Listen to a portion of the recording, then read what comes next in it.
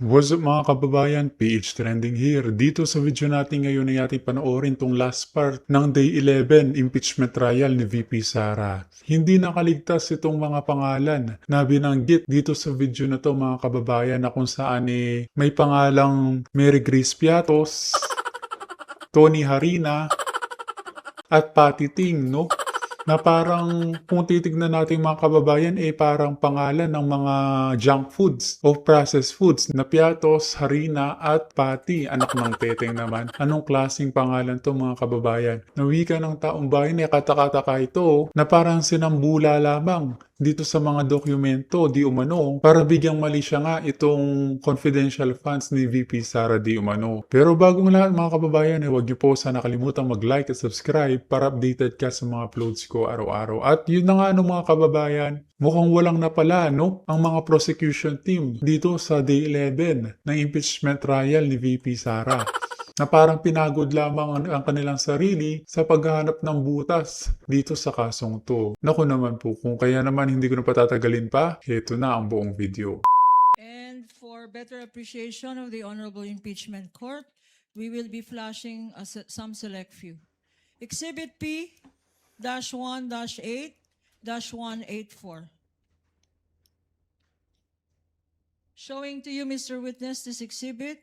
It is an acknowledgement receipt in the name of Mary Grace Piatos for the amount of 70,000 pesos. Please peruse this document and tell us if this is among the acknowledgement receipts that you said you received and evaluated based on the submissions of the Office of the Vice President.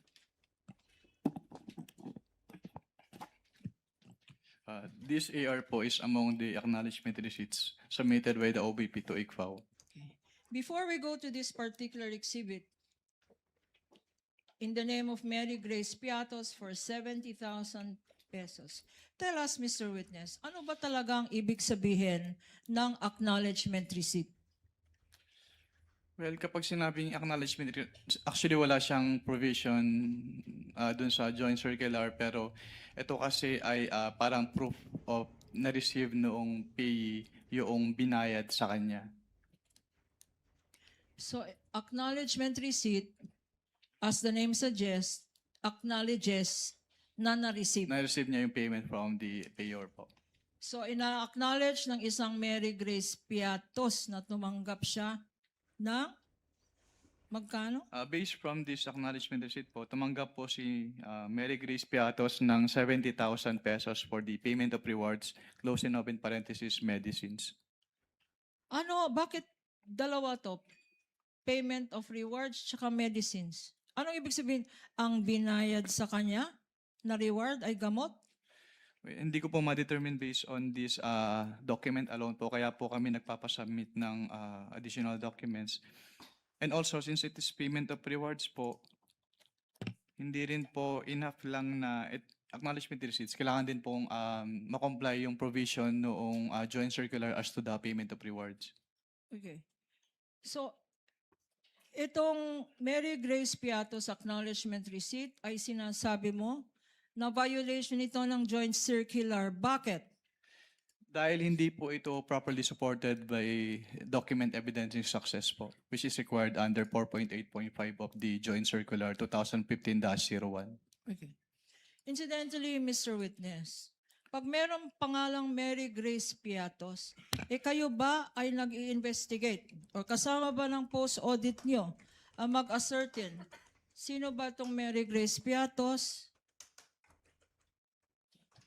Since what we do po is compliance audit, so ang naging basehan lang po namin ng audit ay kung ano yung nakalagay or piniprescribe ng Joint Circular 2015-01. Pero dun sa Joint Circular naman po kasi, hindi naman nakalagay doon na kailangan tingnan namin yung recipient ng payment. Okay. I will show you another document. Mark for the prosecution, Attorney Peña. P-1-8-619. Another Piatos, name Rene Piatos. Pakibasa.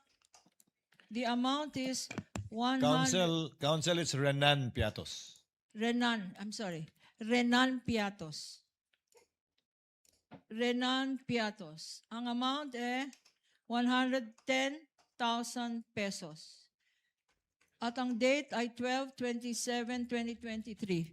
Being flashed on the screen for better appreciation of the Honorable Impeachment Court. What observation can you make or have you made as regards this acknowledgement receipt? Based on this acknowledgement receipt po, binayad po siya noong December 27, 2023, which is 1 year po after nung supposedly coverage nung kanilang cash advance for confidential fund. Kailan ba binigay ulit itong cash advance? December 27, 2023 po, based on this document. Pero what actually is the correct date if you know? I cannot determine po the correct date based on this document, pero dapat po kasi ipasok siya doon sa coverage nung kanilang cash advance based on the document submitted to ICPAO. So hindi ito pasok. Yes, ma'am. Based on this document, yung period of payment, yung date of payment po ay hindi pasok doon sa coverage nung kanilang cash advance. Anong tawag doon? Yung hindi pasok? Discrepancy? Hindi po siya discrepancy. Hindi lang talaga siya pasok. Parang the payment was made outside the coverage noong With the cash permission advance. of council, December 21 to December 31, 2022, yung covered period ng disbursement Yes. ng confidential fund, Mr. Wamil, right? Yes, Your Honor. So when you say hindi pasok dun sa period na yon, ng Yes December po, Your 21 to 31, 2022.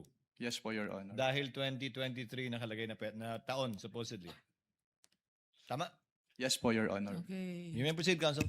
12 months na hindi pasok. 2023. Exhibit P-1-8-4113 413 in the name of Nova Santos for the amount of 85,000 pesos. Anong observation mo dito sa acknowledgement receipt na ito, if any? Since it is payment of rewards po, in closing open parenthesis, various goods, dapat ay supported po ito ng document of success as prescribed under item 4.8.5 of the Joint Circular 2015-01. Ano bang kinoconsider ng COA ICFAO na document of success? Actually, wala kang specific na document as prescribed under the Joint Circular. Pero kapag may sinabit po kasi sa amin, chine-check namin if the requirement of the Joint Circular is met. So tinitingnan po namin yung relationship between the successful information gathering or surveillance activities vis-a-vis yung information given by the informer.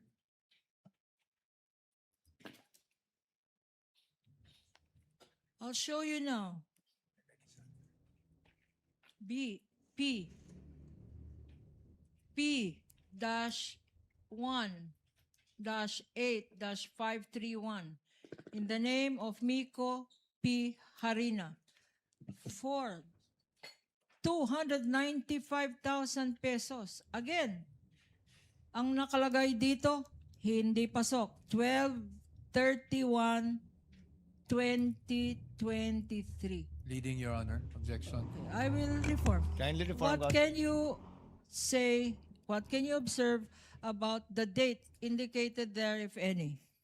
The date po indicated in this document is December 31, 2023 as the date po nung receipt of payment by the And what payee. significance can you draw, if any, from this date? It is outside po dun sa period po nung kanilang disbursement, which is December 21 to 31, 2022. And the purpose? Ano yung purpose na naka-indicate dyan? Ang nakalagay po ay payment of purchase supplies. Okay. Itong purchase supplies na ito, 295,000 worth of purchase of supplies. What documents, if any, were submitted Ang sinamit to po nila, indicate ano ang mga supplies worth 295,000 na binili nung 1 year after, 12/21/2023. Meron bang dokumentong sinubmit Kung meron, ano yun? Wala po silang document na sinubmit. Ito lang pong acknowledgement receipt. P-1-8-643 in the name of Janice Marie Revilla. Na-investigate mo ba kung kamag-anak to ni Senator Bong Revilla? Mr. Witness? Mr. Witness?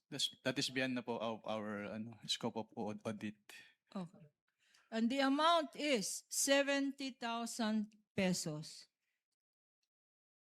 Again, for purchase of information dated 12/28/2022. Any observation on this acknowledgement receipt?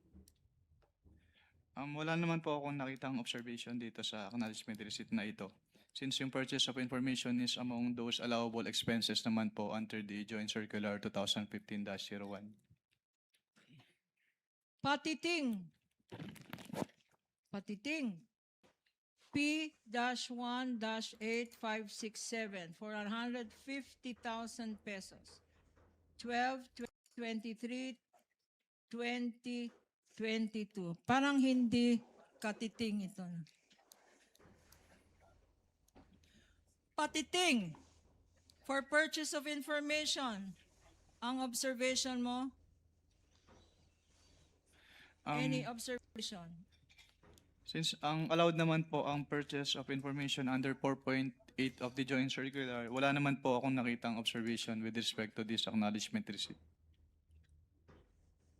P-1-8-545 in the name of Odi or Andy C. Lim for 50,000 pesos. Andilim.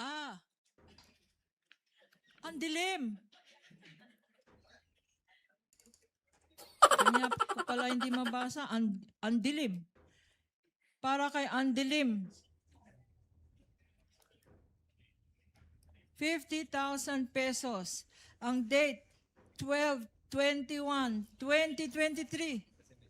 Ano ang observation mo ulit? Kung meron man. Yung date of payment po, December 27, 2023, is outside the coverage po nung kanilang period of disbursement, which is December 21 to 31, 2022. Kung merong andilim, siguro dahil Objection, pikit. Your Honor.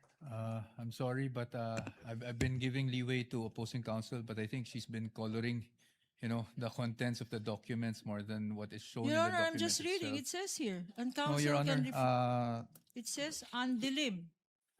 I think you It's know the my way it point, Your sounds, Your Honor. Honor. It's like patiting. That's the way it's spelled. And the next one, maybe you will object again. It's Alejandro A. Pikit. I was gonna say, kanya siguro madali. May pikit ang mata. Pikit. Exactly, Your Honor, our point, Your Honor.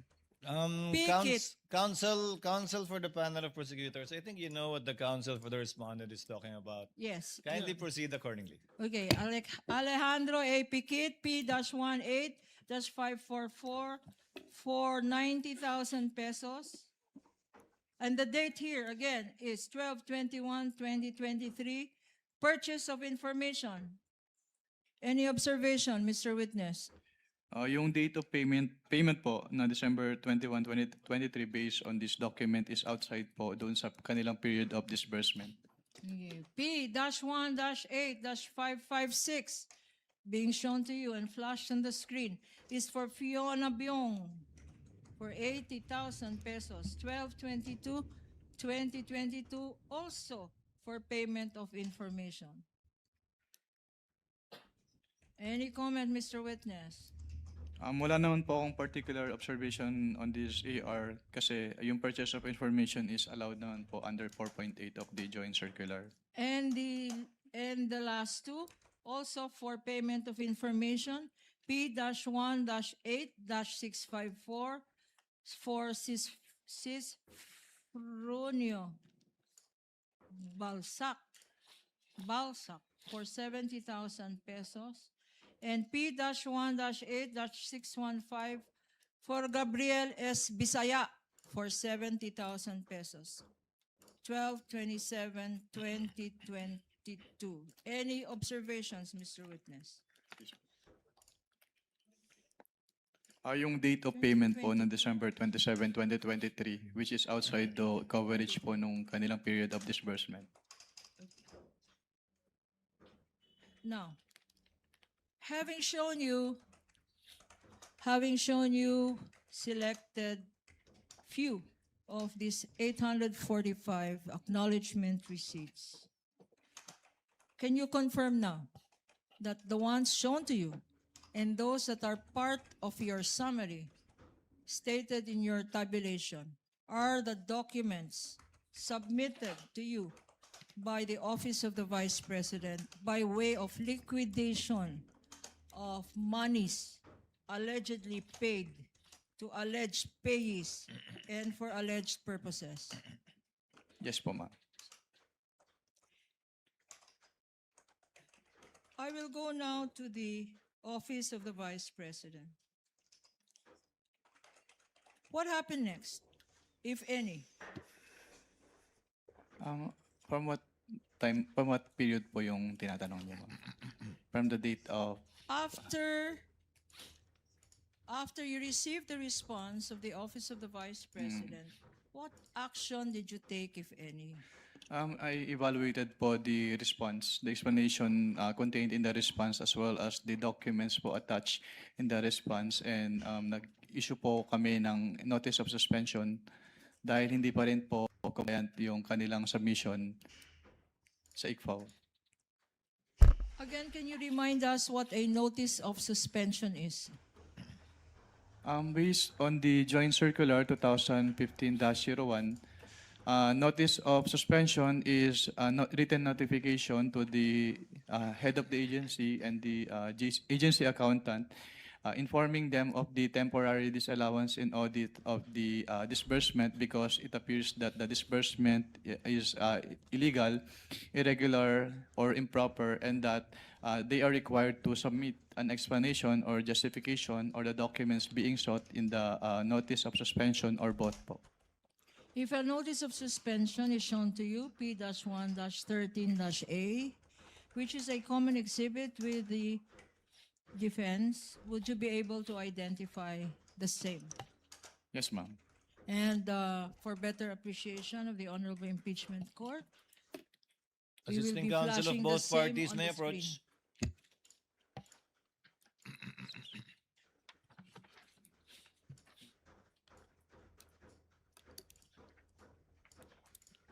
You may proceed, counsel. In your notice of suspension, which you said you issued, and which is a common exhibit, what were your recommendations thereat? In this notice of suspension po, katulad po nung in-explain ko kanina, may mga payment of rewards silang ginawa in cash, in medicine, and in various goods, pero hindi po properly supported with any document evidencing success as prescribed po in item 4.8.5 of the Joint Circular. That is observation number 1 po.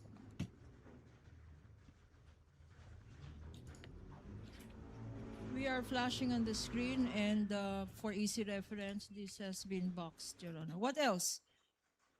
Also, in the NS po, yun, katulad din nung sinabi ko kanina, meron silang mga purchases na ginawa, which is yung purchases of medicine, which were given as rewards. Yung purchases of various goods, which were given as rewards. Yung purchase supplies, yung tables and tables and chairs, at yung desktop printers and computers ay supported lamang ng acknowledgement receipts instead of sales invoices or official receipts. And also with respect to the purchased tables and chairs and desktop printers and computers, hindi po nila in-indicate if these purchases were intended for the confidential operations of the Office of the Vice President. What else is here in your notice of suspension? Third po, yung ibang acknowledgement receipts po, yung receipts of payment ay naka-December 2023 at yung ibang acknowledgement receipts ay wala pong date kung kailan ni-receive ni payee yung payment po. If these acknowledgement receipts, there are certain acknowledgement receipts dated 2023, if shown to you, would you be able to identify the same? Yes, ma'am. Showing to you now. Acknowledgement receipts dated December 20, 2023, beyond the period beyond the covered period of the last quarter of 2022. Please go over these documents. Assisting counsel may show the witness the documents.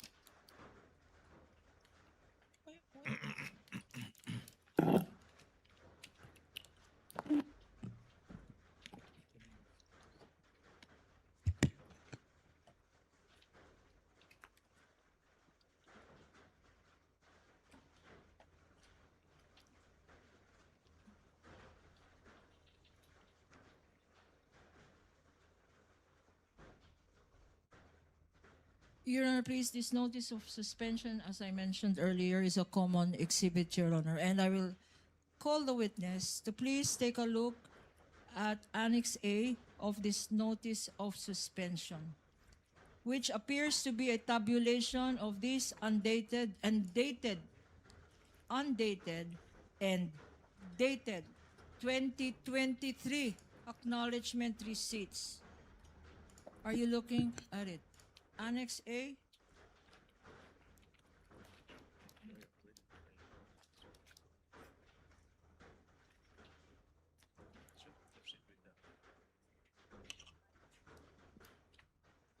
What is the total, Mr. Witness, based on your Annex A of your notice of suspension of the total amount for acknowledgement receipts issued for a period not covered by the confidential funds? Can you clarify po yung question? Yung mga dated December 2023 po ba yun? Yes, Mr. Witness. Based on this annex po, yung total ng mga acknowledgement receipts na dated December 2023 ay 25,606,000 pesos. For 2023, 25,606,000. What about confidential funds liquidated based on undated acknowledgement receipts na walang date? Undated. Based po on Is that also shown in your Annex A? Yes po, ma'am. Can you tell this court how much that amount is for undated acknowledgement receipts na walang petsa? Ang total amount po ay 3,276,000 pesos po. Okay. And pag tinotal natin ito, magkano lahat ito ang nakalagay sa notice of suspension mo? Yung undated tsaka December Yes, Mr. 20. Witness. Bali, ang magiging total po ay almost 29 million pesos po.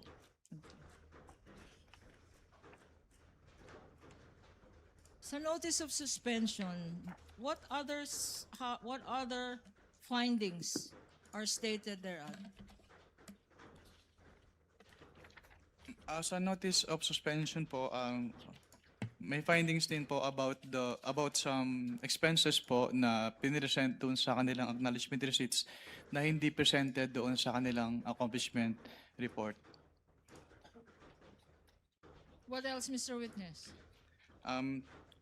Number 5 po dun sa notice of suspension, katulad po nung sinabi ko kanina, yung total expenses nila based on the acknowledgement receipts ay umabot ng 125,150,000, which is 150,000 in excess po doon sa kanilang total expenses based on the accomplishment report na 125 million pesos. Let me try to understand this. Nag-issue ng ang total is sobra. Nag-liquidate, pero ang liquidate nila ay sobra sa amount na 150 million. Ang ginastos po I'm nila sorry, based on the acknowledgement 125. receipts ay sobra po compared dun sa laman ng kanilang accomplishment report. May discrepancy. May discrepancy po na 150,000 pesos. What happened? May notice of suspension. What happened after you issued this notice of suspension, if any? After po ma-issue yung notice of suspension ay wala na po akong personal knowledge since nag-transfer na po ako to other audit sector po of the Commission on Audit.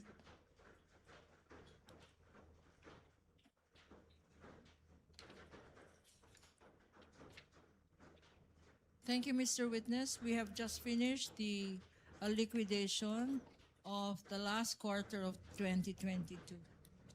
We are we are mindful, Your Honor, of the request of the presiding judge to end at 2:30. Would you like us to continue? There are 3 more quarters for the Office of the Vice President and the Department of Education. We can start for 10 more minutes or we can end here. Mr. Let's end at 2:30, Council. Let's try Yes, to okay. use up the time. You can proceed with the first quarter of the OVP. All of these documents are admitted and stipulated to by the Council for respondent anyway. Yes, Your Honor. Now, Mr. Witness, let's now go to the first court,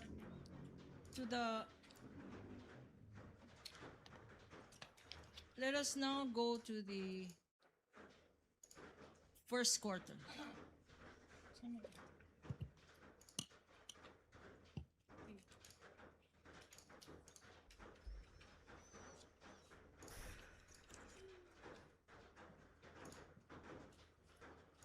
Mr. Witness, you mentioned earlier that aside from the fourth quarter of 2022, you also audited the OVP's liquidation of confidential funds for the first 3 quarters of 2023. You confirm that, Mr. Witness? Yes po, I confirm po. If I show you the OVP's, the Office of the Vice President's response, dated November 30, 2023, a stipulated document, and for prosecution marked as Exhibit P-1-12-D, dated November 30, 2023. And we are showing it on the screen, Your Honors, for better appreciation by the impeachment court.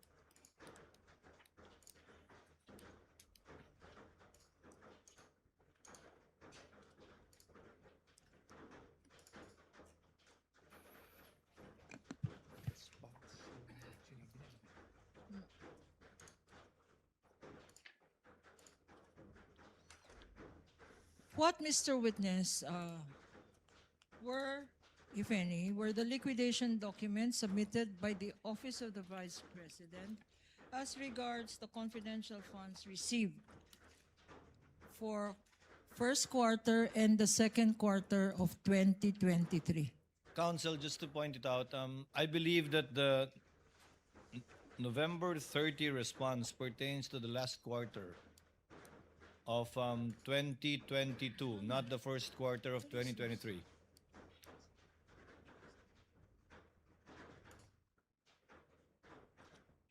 Yes, Your Honor. Thank you for pointing it out, Your Honor. For the first quarter of 2023, what documents were submitted by the Office of the Vice President by way of liquidation of the confidential funds for this period?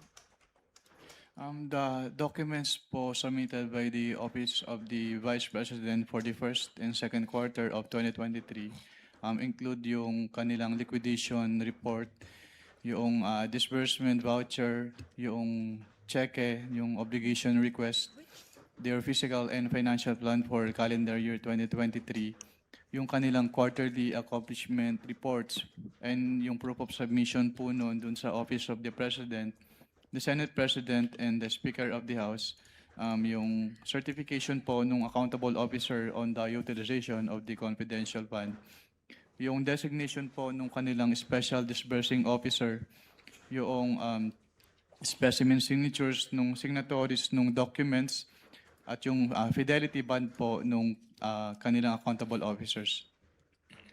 And Mr. Witness, if these documents are shown to you, would you be able to identify the same?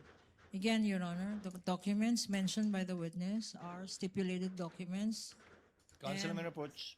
marked both by the prosecution and defense.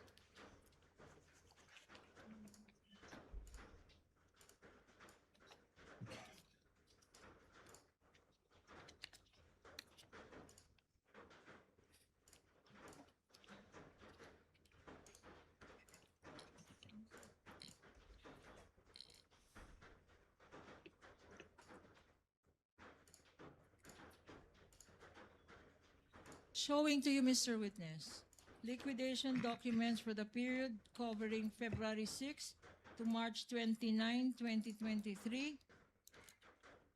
For another period, April 25. Okay.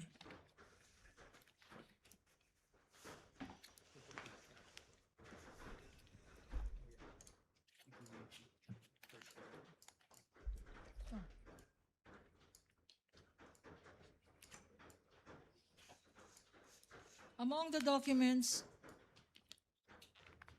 being shown to you is a physical and financial plan issued by the Office of the Vice President for calendar year 2023, being flashed on the screen.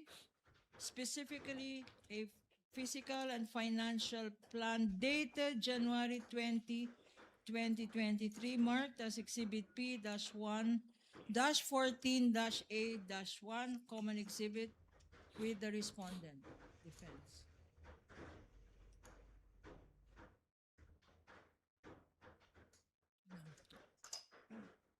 On the lower right side of this document, there appears a signature below the words approved by. Whose signature is this, Mr. Witness? This is the signature po of the Vice President Sara Duterte. And again, tell us why you know this signature. Tell us. Because the OBP po submitted specimen signatures of the signatories po, and one of the specimen signatures submitted is that of the Vice President, and her signature po on the specimen signature submitted is the same with her signature po on this document. And in this very same document, there is a phrase, quote unquote, approved by. What does this mean? Ang ibig sabihin po noon ay inapprove po ni Vice Presidente yung contents ng physical and financial plan na sinubmit sa ICFAO. Please take a look at these documents and tell us what significant observations have you made. If any. Based on this document po, hindi po naka-integrate dun sa column A yung specific confidential activities as required po under 4.2 of the Joint Circular 2015-01. Why is this necessary? It is necessary po since under item 4.2 po of the Joint Circular, it shall be the basis po ng disbursements ng kanilang confidential fund. What else did you observe, Mr. Witness? Since yung hindi po naka-enumerate yung kanilang specific confidential activities, yung columns for the expected outcome at yung column for the physical target ay hindi rin po kompleto since hindi po nakamatch yun doon sa kanilang specific confidential activities. For the record, because it's not quite clear, could you read for the record what is there stated in the third column? In the third column po, physical target. Letter A, number of identified areas with surveillance conducted and monitored, and letter B, percentage of activities implemented without untoward security-related incidents. Okay. You mentioned number of areas. What specific number was indicated there? Ang wala pong naka-indicate dito, ma'am. There is no indication as to areas. What about where? Specifically, province, city, where this surveillance is conducted. Wala pong naka-indicate dito based on this document po. And why is that necessary, Mr. Witness? Actually, it is a plan, since it is a physical and financial plan, so ito po talaga yung basis nila for their disbursement. Okay. What else is indicated there? What, can you repeat your question po? Ano pa nakalagay dyan sa third column na binabasa natin kanina? Yung dalawa lang po, yung A and B. Okay. Number of identified areas and yung percentage of activities implemented. And Mr. Witness, any other observation that you have made? Katulad po nung sinabi ko kanina, dapat ay nakamatch yan dun sa kanilang specific confidential activities. Pero since hindi po naka-enumerate yung kanilang specific confidential activities, so hindi rin po kompleto yung information dun sa kanilang physical target. Ano naman, based on this, ano naman ang provision, applicable provision ng joint circular? That is Ang yung, applicable dito. yung item 4.2 po of the joint circular. Ano ang 4.2 natin ulit? It provides therefore that all allocations for confidential fund must be supported with a physical and financial plan which shall indicate the proposed amount for each project, programs, and activities where the disbursements from the confidential fund shall be based. Okay.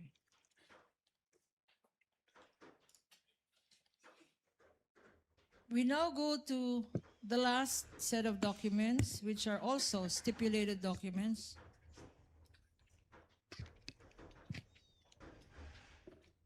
Three more documents.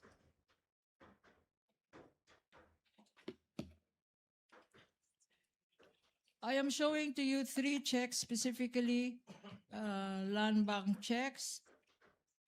A land bank check 002444053 dated January 31, 2023, previously marked as Prosecution's Exhibit P-1-11-B. Again, this is a stipulated document.